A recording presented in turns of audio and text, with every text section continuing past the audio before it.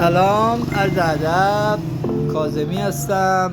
امروز 3/2/1404 میخوام 3 تا از ارزم به حضورتون که علفکش هایی که توی بازار کارایی واقعا خوبی رو دارن رو بهتون معرفی کنم.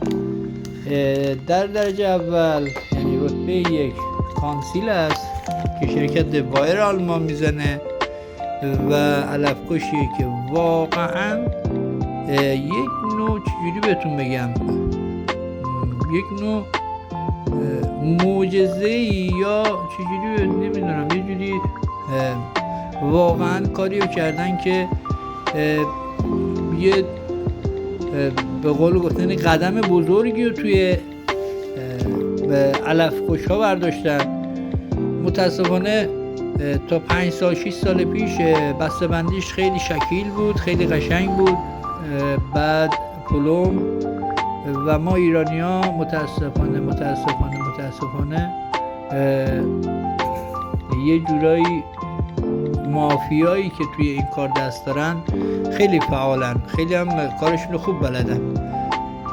اومدن تقلبیشو زدن و به خاطر تحریم ها از اون ور دیگه وارد نشد و اینو به قول گفتنی ما یا بازرگانای ما زحمت میکشن برای پاکستان زده، به سفارش پاکستان زده شرکت وایر آلمان و برای 6 قوی زمینه.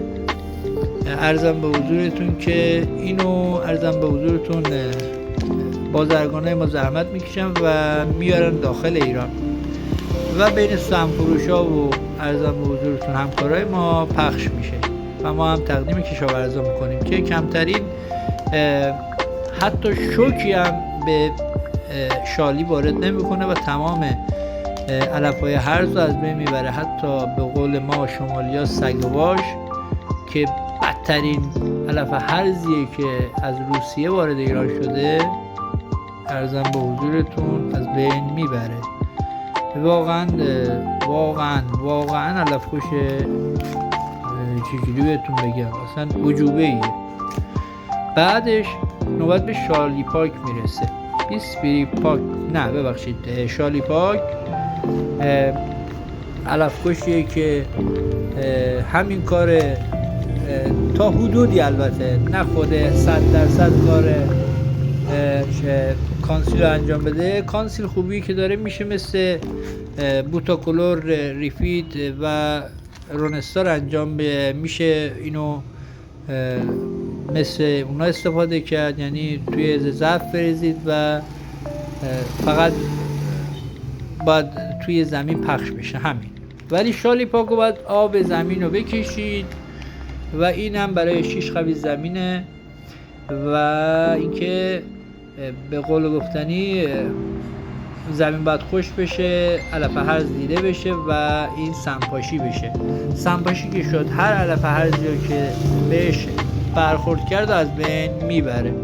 و بعد از این برای بچه‌هایی که دست و بالشون تنگ نمیرسن و من زیاد سفارش نمی کنم اینو، ولی 20 پریپاک نوینو ارزم به حضورتون که شال به قول گفتنی علفکش خوبیه، نه اینکه بد باشه، نه، یه به قول ما شوک یواشی به ارزم به حضورتون شالی میده، ولی خب نمیشه گفت که ضرری نداره. و این شوکی که میدارم با یه تقویتی پتاسپالا یا به قول گفتنی ارزم به حضورتون که سبیس یا یه چیزی که به شوک بده اون شوک رو جبران کنه رو میشه ارزم به حضورتون که برطرف کرد. ولی خب باز هم میگم جای هیچ وقت جنس درجه 1 و اورجینال رو نمیگیره.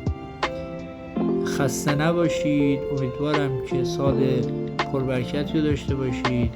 حتما بچه‌ها، حتما با کارشناساتون، حالا ما نمیگیم کارشناسیم، ولی با کارشناسای خودتون حتما قبل از استفاده هر سمومی، هر علفکشی، حتما به قول گفتنی مشورت کنید که خدای نکرده ضرر نکنید، چون خیلی جاها پیش اومده سمفروش حواسش نبوده، راندابو داده، راندابو کشاورز راندابو برده بدون اینکه علمی به این داشته باشه که چه سمی داره استفاده میکنه، راندابو استفاده کرده، خیلی جا پیش اومده و یه دفعه دیدی 5 خبیث تا 1 هکتار زمین رو زدن، پدرش رو در آوردن، خوش شده، تموم شده و رفته و از اول نشاب و کار از نو شروع شده. قربون شما، سال خوبی داشته باشید. بچه ازم حمایت کنید خدایی. من دوست دارم که یه جورایی این کانال بیاد بالا، این چنل یه جوری باشه که به درد بچه ها بخوره، به درد بخوره. شما چیزی که بلدید به من انتقال بدید، من چیزی بلدم بهتون انتقال بدم، از بچه های دیگه کمک بگیرم بهتون انتقال بدم. خلاصه اگه چیزی از دست من برمیاد حتما با هم در میون بذارید. اگه مشکلی خدای نکرده دارید با هم در میون بذارید.